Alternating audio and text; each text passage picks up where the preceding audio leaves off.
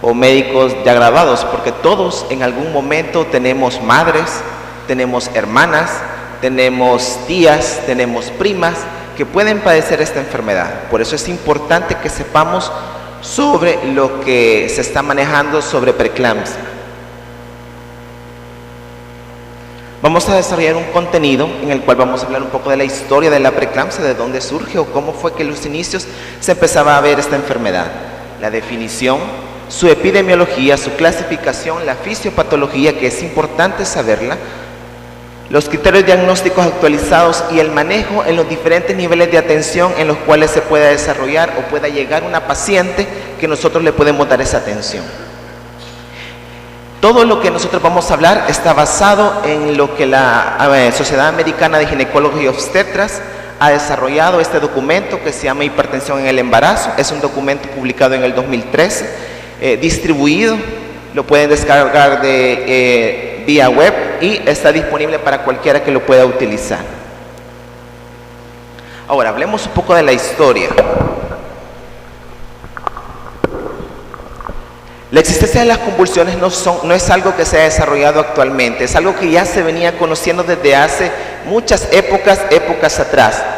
Desde Egipto y China, ellos miraban que habían pacientes embarazadas que convulsionaban y decían, ¿por qué las pacientes embarazadas son las que más convulsionan? Y empezaron a asociar que las convulsiones estaban más presentes en aquellas pacientes que estaban en estado de gestación. Pero fue Hipócrates hasta en el siglo IV a.C.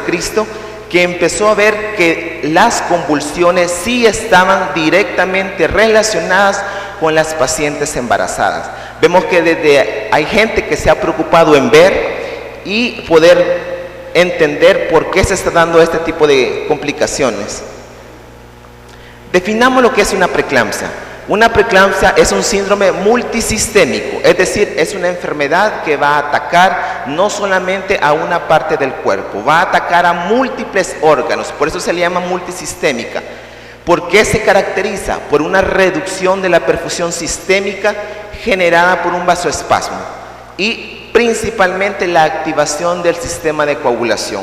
Estos dos factores son los más importantes que se desarrollan en una preeclampsia. Es decir, vamos a tener un vasoespasmo de los diferentes vasos que tenemos en el cuerpo y junto a esto el sistema de coagulación se va a activar. Va a generar una respuesta inflamatoria a la anoxia que se está dando. Principalmente se va a dar después de las 20 semanas de gestación o se puede dar durante el parto o 6 semanas después de este. ¿Qué quiere decir? Que si tenemos a una paciente con un embarazo, la preeclampsia es una enfermedad exclusiva de la embarazada, que a veces hay gente que dice, no, es que es una paciente ginecológica y tiene la presión alta, ha de ser una preeclampsia. No, la preeclampsia es una enfermedad principalmente de la embarazada, que se va a presentar después de las 20 semanas de gestación. ¿Cómo estamos en cuanto a la epidemiología de la preeclampsia? 50,000 a 60,000 pacientes al año a nivel mundial van a presentar preeclampsia. Es una gran cantidad de pacientes, pero la morbilidad de esta va a ser del 30%. Y de este 30%, 15% de estas pacientes con preeclampsia se mueren. El Hospital Nacional de la Mujer, que es el hospital que reporta las muertes maternas, reportó 5 muertes maternas asociadas a trastornos hipertensivos del embarazo, preeclampsia y eclampsia. Vemos que en nuestro país no es una enfermedad que tampoco no es común, es una enfermedad que es bastante común que nosotros podemos presentar. La clasificación. Antiguamente se clasificaba como hipertensión gestacional, preeclampsia leve, preeclampsia grave, eclampsia y la hipertensión crónica e hipertensión sobrepuesta a la preeclampsia. Actualmente la clasificación de la preeclampsia solo son estos 4: preeclampsia, eclampsia, hipertensión crónica, que puede ser de cualquier causa que nosotros podamos investigar, una hipertensión crónica que se ha sobrepuesto una preeclampsia sobreagregada y una hipertensión gestacional. Solamente así se va a clasificar ahora la preeclampsia. Pero veamos cómo es que se clasifica. Mujer embarazada con una presión de 140/90, preeclampsia. Hacemos las siguientes preguntas. ¿Tiene más de 20 semanas de gestación? Si nuestra respuesta es no, es decir, tiene el primer trimestre y la encontramos con esa presión arterial, vamos a ir a buscar proteinuria. Eso es lo más importante para poder clasificar. Tenemos una proteinuria. Si no está o está estable la proteinuria, se cataloga como una hipertensión crónica. Si tiene más de 20 semanas, no tiene proteinuria y normalmente la proteinuria se ha sobrepuesto a una paciente que ya la habíamos diagnosticado como una hipertensión crónica, se le va a llamar preeclampsia sobrepuesta a una hipertensión crónica. En el caso que tengamos a una paciente mayor de 20 semanas de gestación, la respuesta es sí.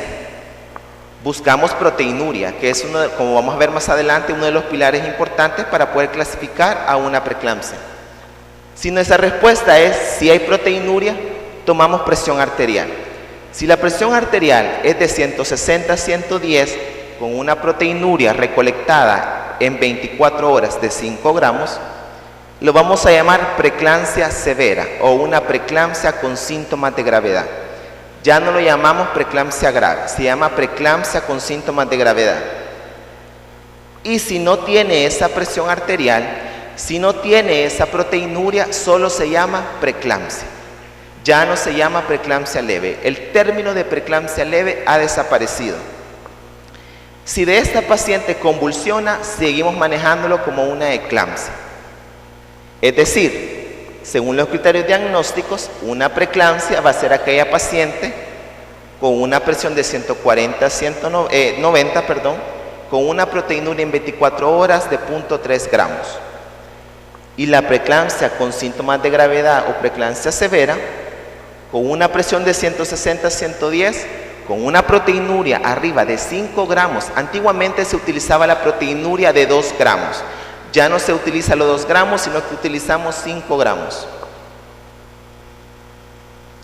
Pero ¿qué es lo que le pasa a la paciente con preeclampsia? ¿Por qué se está complicando? ¿O qué es lo que está pasando en el cuerpo de aquella embarazada que tiene o está desarrollando una preeclampsia? Vemos lo que pasa normalmente en una placenta. Esta es una placenta normal.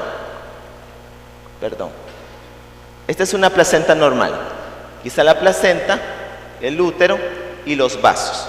Lo que pasa normalmente es que la placenta tiene que remodelarse e ingresar a los vasos del útero, principalmente las arterias espirales, invadir el vaso o la arteria espiral para que la arteria pueda generar un sistema de alto flujo y de baja resistencia. Es decir, tenemos un vaso agrandado que va a permitir mayor paso de sangre para poder alimentar a este producto. Eso lo hace normalmente la placenta. Es decir, van a mantenerse niveles elevados del factor de crecimiento endotelial y el factor de crecimiento placentario. Esto va a llevar a que normalmente funcione el endotelio de la paciente, funcione el endotelio del útero para que pueda generar este sistema de alto flujo y baja resistencia, lo que va a llevar a un embarazo normal y a un producto normal. ¿Qué pasa en la preeclampsia? ¿Qué es lo que está pasando? Normalmente la placenta tendría que invadir el vaso, pero esta invasión del vaso no ocurre en la preeclampsia. Hay ciertos factores asociados que no permiten una adecuada migración del trofoblasto a la placenta.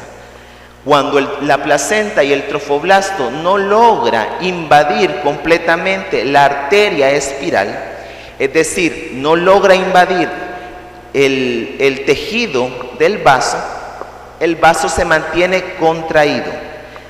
El producto que está adentro va a generar mayor cantidad de sangre y el cuerpo sabe que hay un bebé adentro. El cuerpo sabe que este producto necesita sangre y va a empezar a mandar sangre, pero este vaso no está listo para el alto flujo que va a tener esta paciente. Es decir, disminuyen los factores de crecimiento endotelial, disminuye el factor de crecimiento placentario, aumenta, normalmente ya se descubrió que hay una proteína que se llama tirosina quinasa, SF1T-1. Esta tirosina quinasa lo que hace es disminuir el factor de crecimiento endotelial, disminuye el factor de crecimiento placentario, genera una disfunción endotelial, es decir, el vaso empieza a generar una respuesta inflamatoria porque como está pasando gran cantidad de sangre y el cuerpo no puede adaptarse, lo que va a generar es esa respuesta inflamatoria.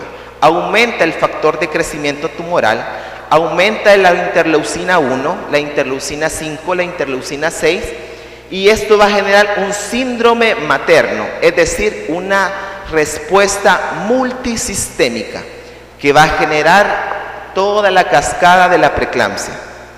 Como vemos, no es una enfermedad que se instaure en cuestión de días, en cuestión de horas. Es una enfermedad que viene avanzando desde el momento que se dio la concepción. Viene el primer trimestre, el segundo trimestre y esto va avanzando. Y va a empezar a dar síntomas normalmente en el segundo y tercer trimestre. Vimos que la proteinuria es importante. Dijimos que la proteinuria es importante para poder clasificar a una paciente. Y si no hay proteinuria, no es una preeclampsia. Este es el dolor de cabeza de muchos de nosotros los ginecólogos. Decir, mire doctor, pero es que no tiene proteinuria y entonces no es preeclampsia, es una hipertensión gestacional. Pero la señora tiene cefalea, pero la señora está con bastantes escotomas, pero la señora está con la presión arterial elevada. ¿Qué dice la evidencia basada, la evidencia científica?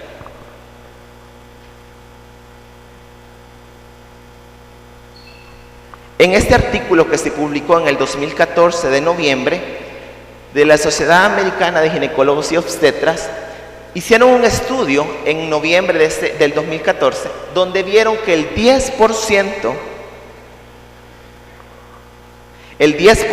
de las pacientes que tenían manifestaciones clínicas o histológicas de preeclampsia no tenían proteinuria. Es decir, que si una paciente les llega a ustedes con todos los síntomas floridos de una preeclampsia y ustedes le toman una tira reactiva y no le sale proteinuria, no descarten que no pueda ser una preeclampsia. Necesita mayor estudio esta paciente, porque vemos que el 10% de nuestra población no va a tener proteinuria presente y por eso no tiene suficiente proteinuria para cumplir los criterios anteriores, pero el diagnóstico por eso se retrasa y por eso las pacientes se complican. Por eso es importante que sepamos que el pilar fundamental de esta patología es la clínica. La clínica de nuestra paciente es la que nos va a decir qué tan grave puede estar ella. La proteinuria de forma tradicional ha sido utilizada para clasificar a esta enfermedad por ser sindrómica, pero que no todas las pacientes eclámpticas o con preeclampsia van a presentar esta proteinuria.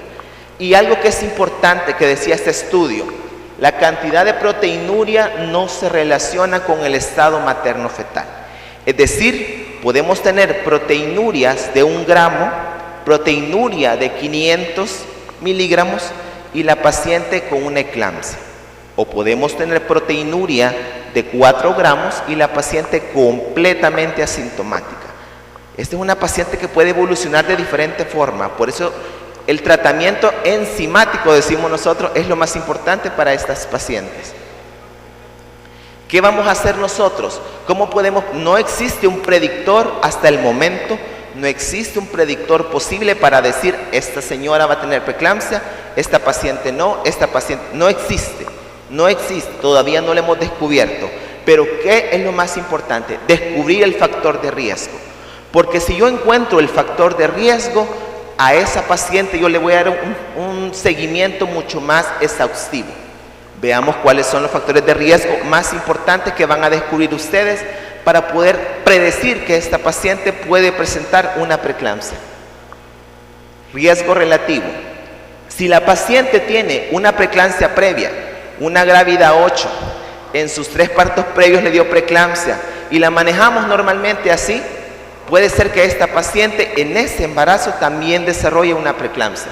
Vemos que el riesgo es de 0.84 veces más frecuente que va a presentar una preeclampsia.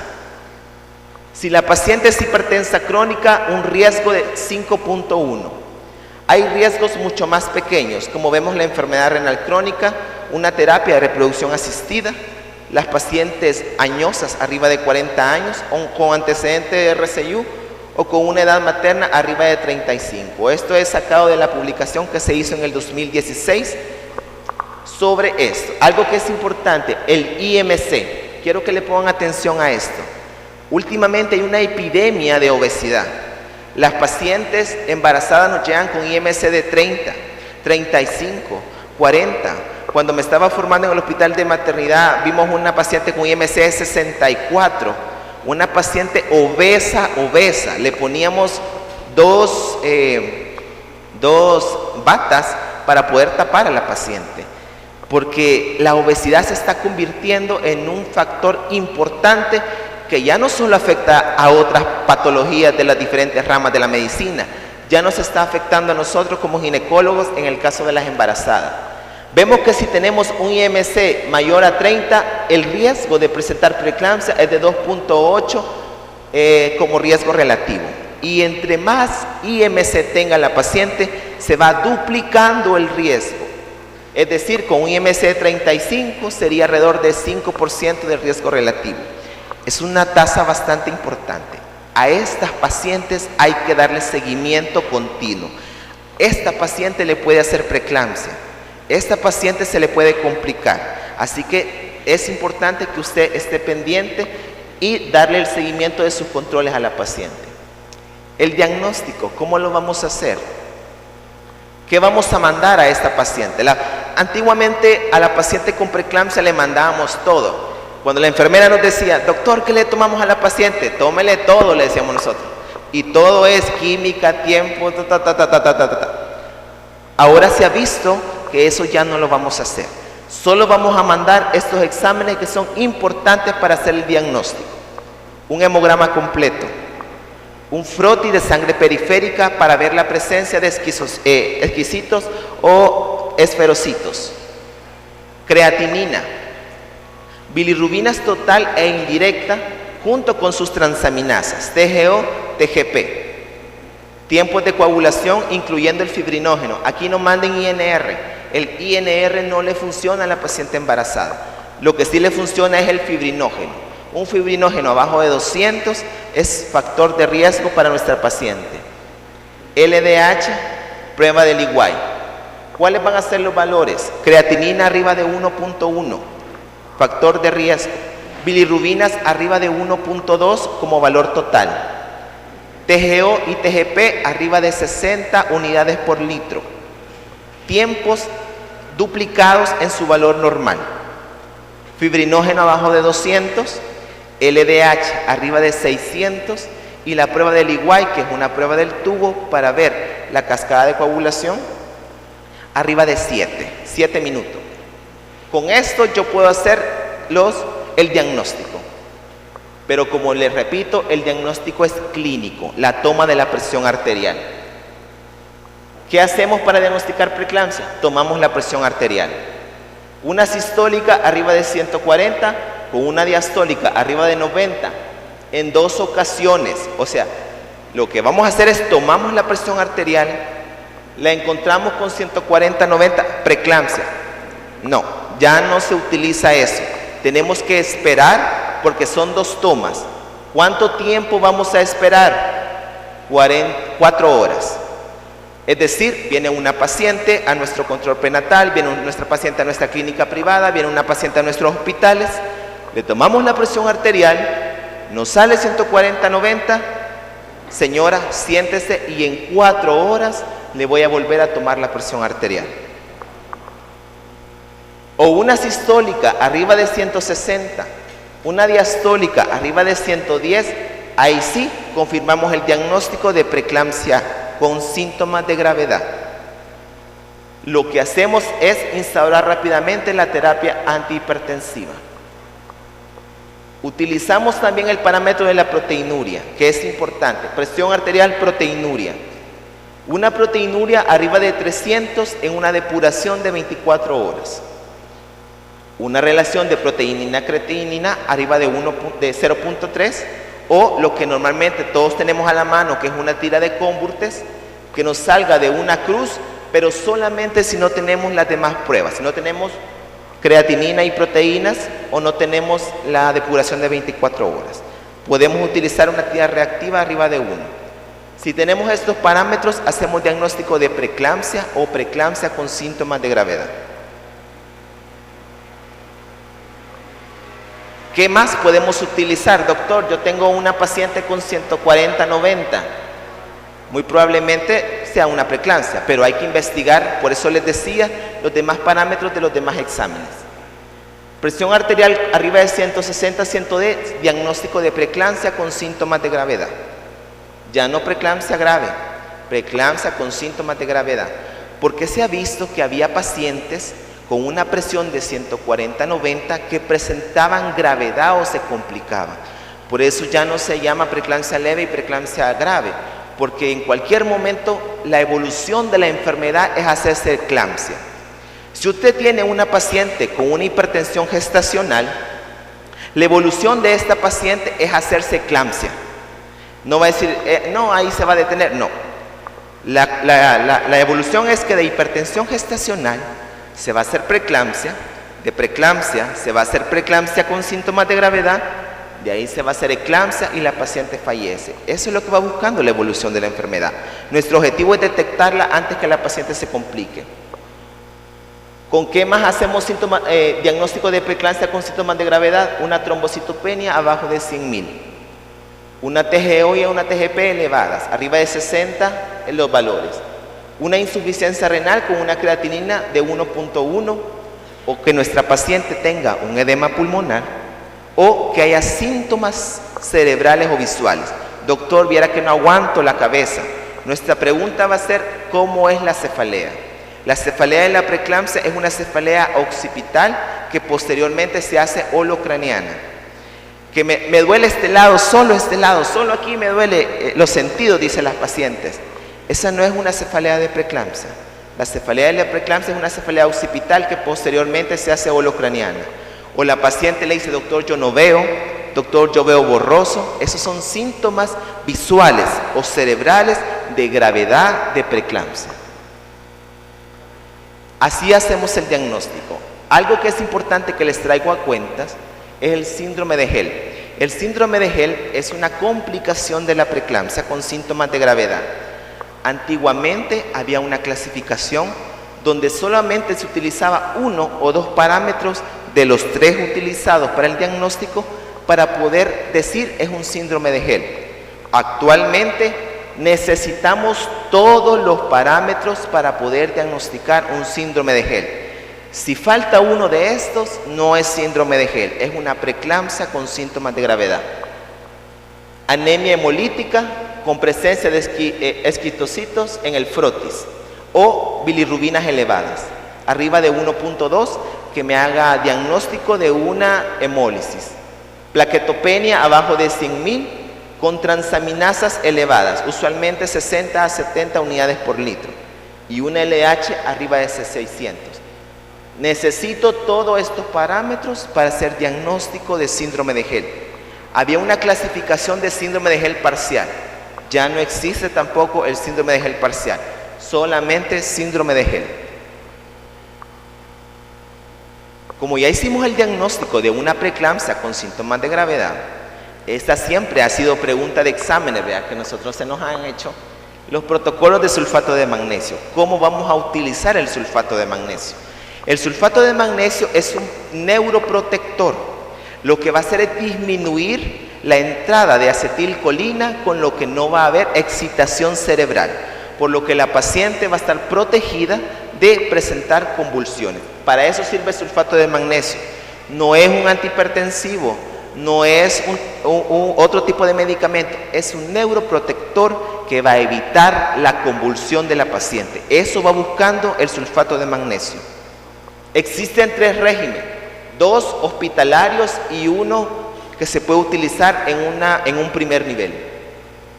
Pritchard. El sulfato de magnesio normalmente viene en una ampolla de 5 gramos en 10 cc.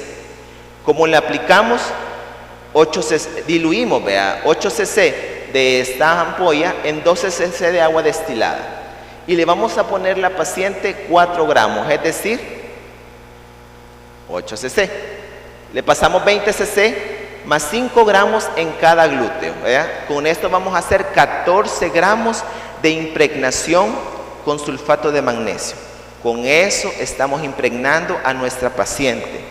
Y posteriormente, en 4 horas, yo le voy a reponer 5 gramos en cada glúteo de manera alterna hasta que encuentre un hospital y la paciente llegue. Eso van a hacer ustedes. Así lo tienen que indicar. Eso va a proteger a su paciente. Porque si ustedes diagnosticaron una preeclampsia y solo la mandaron, posiblemente al hospital ya va a llegar convulsionando. Si ustedes tienen, la mayoría de unidades de salud o de hospitales pequeños tienen sulfato de magnesio, porque la preeclampsia es una enfermedad que puede matar a la paciente. Suspan, que es el método hospitalario, normalmente hacemos lo mismo, solamente que aquí usamos una bomba, que lo que vamos a pasar en 20 minutos, vamos a pasar 200 cc. Con eso le estamos pasando lo que son 4 gramos. Y de ahí conectamos la bomba a 50 cc o 100 cc hora, con lo que le vamos a pasar de 1 a 2 gramos. Es lo mismo que Cibai, pero lo que usa Cibai es una mayor cantidad de sulfato. Ven aquí, usamos 6 gramos para impregnar y aquí usamos 4. Este es más cantidad de sulfato de magnesio. ¿En qué circunstancias vamos a usar Cibai? Eclampsias, síndrome de Hell. En esos casos vamos a utilizar el método Cibai. Si solo es una preeclampsia con síntomas de gravedad, vamos a utilizar Suspan o Pricha. Y la eclampsia, que no es más que dijimos que una paciente embarazada que ha convulsionado con un diagnóstico de una preeclampsia con síntomas de gravedad, ¿qué vamos a hacer? Doctor, la paciente está convulsionando, llamen a un médico. No, hay que saber qué vamos a hacer. Normalmente si la paciente ya estaba con sulfato de magnesio, porque ya la habíamos diagnosticado como una preeclampsia con síntomas de gravedad, le ponemos 2 gramos intravenosos de sulfato de magnesio. Es decir, prepáreme 2 gramos de una dilución y se lo ponemos de manera directa como bolus. 2 dosis por evento, es decir, la paciente convulsionó, le ponemos 2 gramos, volvió a convulsionar, otros 2 gramos, utilizamos 4 gramos, antes solo se utilizaban 2, hoy ya podemos utilizar 4 gramos de sulfato de magnesio. Volvió a convulsionar, doctor, ya no utilizamos sulfato de magnesio porque la vamos a intoxicar. Aquí utilizamos fenitoína sódica, difenilidantoína, presentación de 50 miligramos por 1 ml. ¿Cómo lo hacemos? Le ponemos 1 gramo, que son 4 ampollas en 250 cc, a pasar en 1 hora. Y como dosis de mantenimiento, 100 miligramos cada 12 o cada 8 o cada 12 horas. No se utilizan benzodiazepina. Doctor, pongámosle diazepam. No se utiliza. O le vamos a poner fenobarbital, no se utiliza porque lo que van a hacer es que van a causar una hipoxia fetal y con lo que van a complicar a su producto. Entonces no se utiliza fenitoína. Bien, hablando ya un poco sobre el manejo, ya hablamos de todo lo que respecta a la preeclampsia, pero ¿cómo la vamos a manejar? En el primer nivel de atención, que es algo que se me pidió que pudiera compartirles, vamos a identificar el factor de riesgo, todo lo que vimos, los factores de riesgo que vimos anteriormente, y le vamos a prescribir ácido acetil salicílico y calcio. ¿Cuánto de ácido acetil salicílico? 100 miligramos cada día. ¿Cuánto de calcio?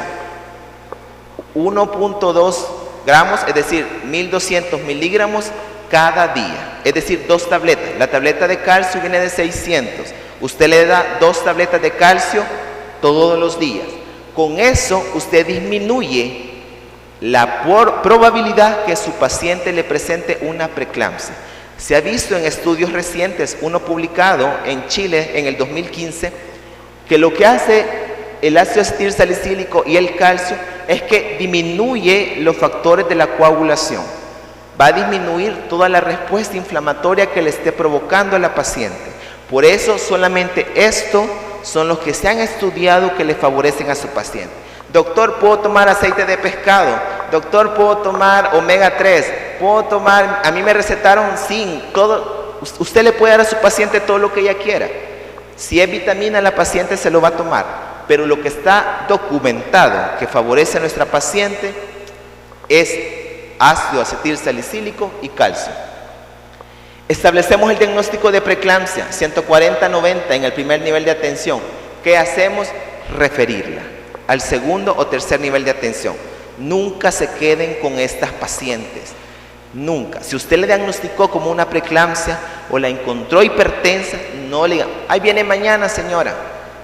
No. Tiene que referirla en ese preciso momento, porque la paciente tiene una patología que la puede matar. Y ya se va a encargar el segundo nivel de atención de hacer el diagnóstico. Si se realiza el diagnóstico de preeclampsia con síntomas de gravedad, como los criterios que vimos, actualmente se llama código naranja lo que estamos utilizando, pero iniciamos el esquema de sulfato de magnesio. Entonces, iniciamos el sulfato de magnesio por Pritchard. En embarazo de 24 a 34 semanas hay que indicar la maduración pulmonar. Y esto es importante. Por favor, no se les olvide. Si tienen dexametasona en sus unidades de salud, colóquensela a la paciente, no solo el sulfato. Porque si retrasamos 1 hora para un producto, es importante o vital en el caso de la preeclampsia. Si usted logró colocar la primera dosis de dexametasona, que son 6 miligramos, normalmente cada 12 horas, 4 dosis, o betametasona, 12 miligramos cada día por 2 días, le está ayudando al pulmón del producto a desarrollarse con mayor rapidez si hay necesidad de evacuarlo. De 24 a 34 semanas. Hay que ver si hay actividad uterina. No le hagan tacto vaginal a una paciente si no le han puesto sulfato de magnesio, porque puede convulsionar. Y hay que referirla. Entonces, ¿cómo hacemos el manejo? ¿Cuándo vamos a evacuar a este producto? Si tiene 37 semanas o más, para afuera. Hay que sacar. ¿Por qué? Porque la clave o la cura de la preeclampsia es finalizar el embarazo. El embarazo es la enfermedad, en este caso. No digo que el embarazo sea una patología. Pero la clave o el punto crítico de la paciente es el embarazo. Si la paciente se está complicando y cumple este requisito de 37 semanas o más, hay que desembarazarla, hay que finalizar el embarazo.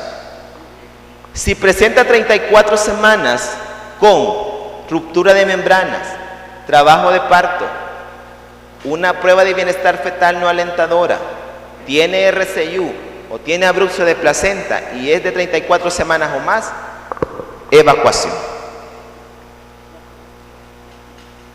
Si tiene de 26 a 37 semanas y cumple los criterios anteriores, hay que indicar un manejo hospitalario. Hay que evaluar a la paciente 2 veces por semana. Se le realizan evaluaciones fetales, que son el monitoreo fetal, un perfil biofísico, una flujometría Doppler. En la preeclampsia, 2 veces por semana, y en la hipertensión gestacional, 1 vez por semana. Cuando llegue a las 37, vamos a evacuarlo. ¿Qué pasa con la preeclampsia? Esa es preeclampsia. La preeclampsia con síntomas de gravedad, ¿qué vamos a hacer? 34 semanas o más, sulfato de magnesio, estabilizar la presión y evacuarlo. De 24 a 34 semanas, ¿qué vamos a hacer?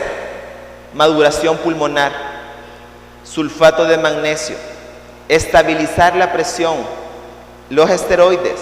Vamos a hacer ultrasonido, flujometría Doppler, perfil biofísico o un monitoreo. Y vamos a vigilar a la paciente, porque estamos esperando que cumpla la maduración pulmonar. A esto se le llama manejo expectante de la preeclampsia con síntomas de gravedad. En este manejo expectante pueden pasar estas cosas y en ese momento interrumpimos la maduración pulmonar. No importa que tenga una dosis, no importa que no tenga ninguna dosis, pero si tiene edema pulmonar, la paciente está en CID, una hipertensión que pese a lo que usamos no está controlada, un feto que no es viable o una prueba de bienestar alterada con una Doppler alterada, hay muerte fetal o óbito, un abrupto de placenta, una ruptura de membranas con coriamnitis sobreimpuesta, un síndrome de Hell, inicia trabajo de parto, una creatinina arriba de 1.1 que me está diciendo que una paciente está entrando en insuficiencia renal, o malformaciones congénitas no compatibles con la vida, hay que evacuarlo. Nunca deben intervenir quirúrgicamente una paciente si no se ha estabilizado.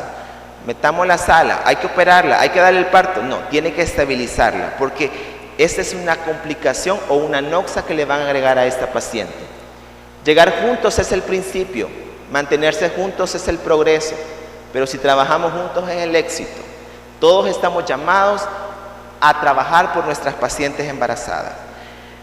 El embarazo o la muerte materna se considera un indicador de progreso en una sociedad. Si nosotros dejamos que nuestras pacientes se nos mueran, tenemos un bajo nivel o un bajo indicador. Pero si todos trabajamos juntos por estas pacientes, les aseguro que nuestras pacientes y nuestros productos se lo van a agradecer. Muchas gracias.